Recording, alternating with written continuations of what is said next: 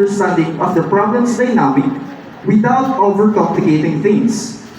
It also paved our way to explore, to experiment, and to identify the essential elements that influence the problem.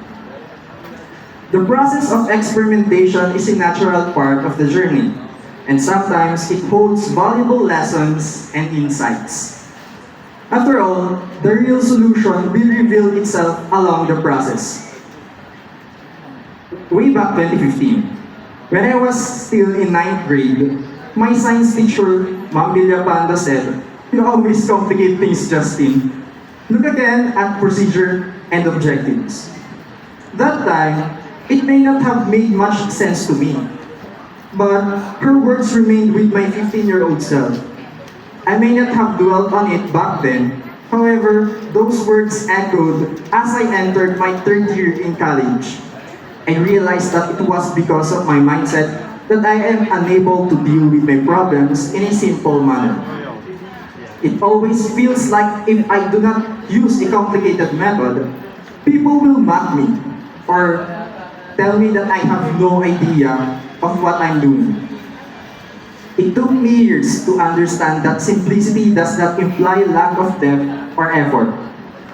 It highlights the importance of focusing on what truly matters and removing the unnecessary complexities. Ika nga, working hard is good, but working smart is better. In programming, implementing the solution is crucial part after identifying the problem. Similarly, in real life, acting on our problems require energy, movement, and strategic thinking. However, overthinking potential scenarios can slow us down and worsen the situation. It's important to avoid this because it will affect our confidence. As we think of thousands of possibilities in our mind, there is a high chance for us to doubt ourselves, further delaying effective action. It also consumes valuable time and energy that could be better spent on addressing the actual problem. The more time we spend thinking about different scenarios, the more it will affect our performance. Another possible effect of overthinking is going faster than our potential. We often feel the urge to push ourselves beyond our capabilities, thinking we need to rush. People around us advise us to take our time and follow our own timeline. Similarly, in programming, there are tasks called sprints and they have deadlines. But in life, we should remember to go at our own pace. Pero ito yung isang bagay na aking napagtanto habang nasa kolehiyo ako. Hindi lahat may kakayahan na dahan-dahanin ang mga bagay-bagay, lalo na sa pagresolba ng mga problema nila. Oo nga't may kanya-kanya tayong oras at panahon, pero ilan sa atin ay kailangang mabilis ang kilos sa agos ng buhay.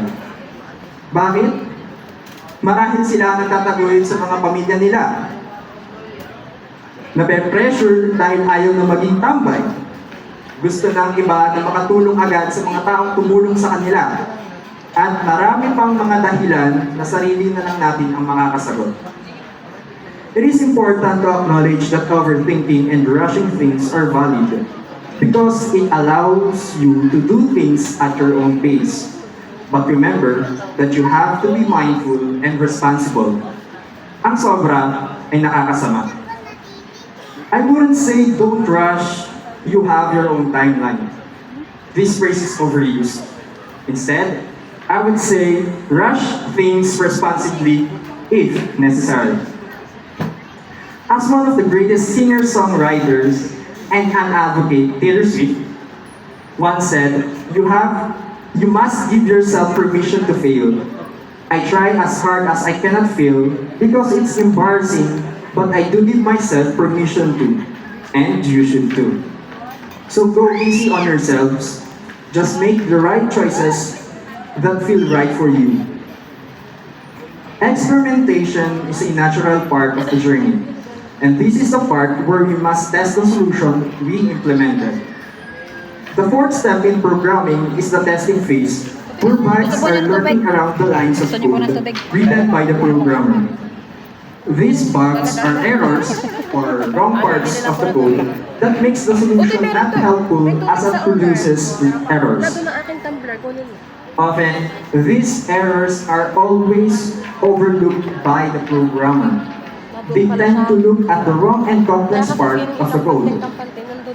In programming and life, we still fail to identify the cause of the problem and the solution, even if it's literally right under our noses. It's like staring at the puzzle and not realizing that the missing piece is already at our hands. It can be frustrating because we have the resources to resolve the issues, but we fail to utilize them correctly.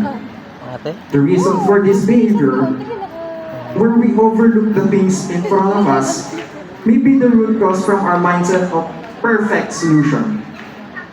There are high chances that we still seek and are too focused on complicated and legendary solutions because we are getting frustrated. In situations like this, let us go back to basics.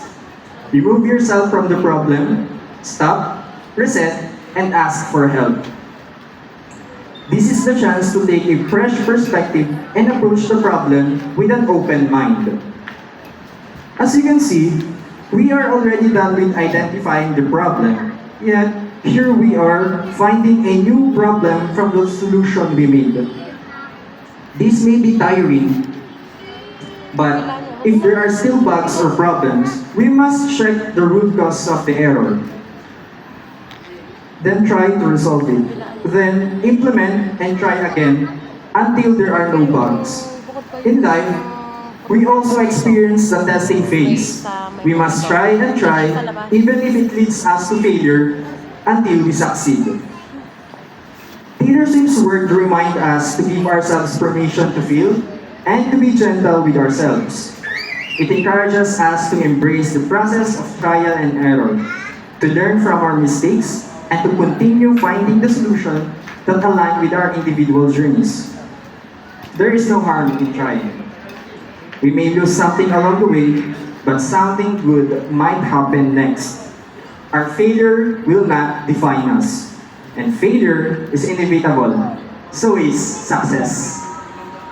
The build success or build complete is the most exciting part and the last step of programming.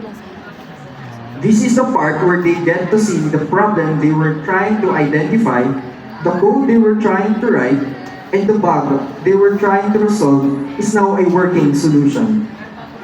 It is like putting up all the pieces of the puzzle and seeing the big picture.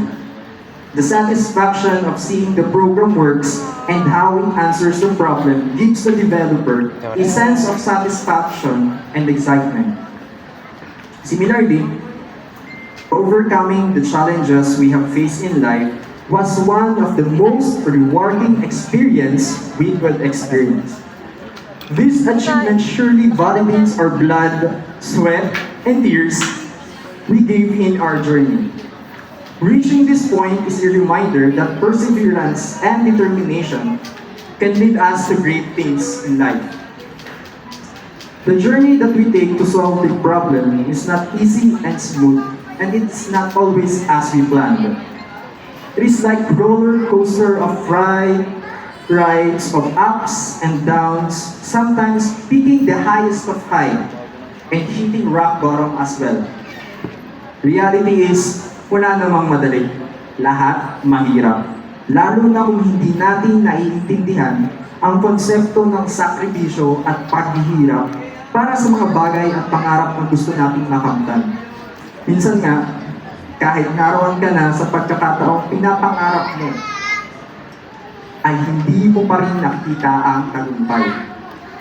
Makikita mo lang kapag natanggap na natin na nararapat tayo sa kung ano at nasaan tayo ngayon. Mahirap itong magawa ng mag-isa lang tayo. Ngunit, mas gumagaan ang mga bagay-bagay kapag may karamay tayo sa agos ng buhay. Let us take this as the moment to celebrate our success with the people who help us along the way. May I request my fellow graduates to stand up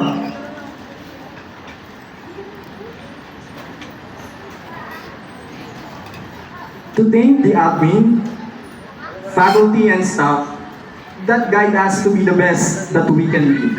Repeat after me, graduates. Thank you, mga ma'am at sir.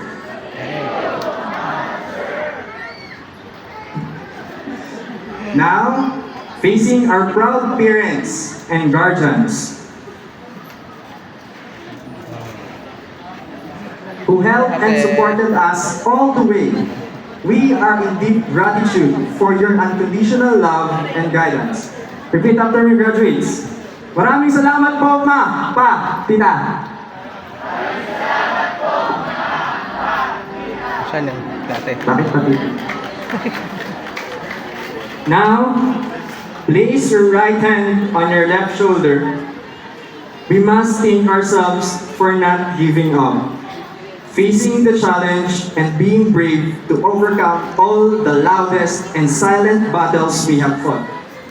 Repeat after me. Thank you, self. We did it. I am very proud of you.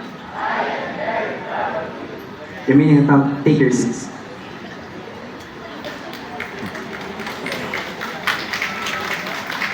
Ladies and gentlemen, as we leave the halls of STI and embark on a new journey in our lives, we will face a new set of problems. We will need to devise a better solution and implement improved actions just to experience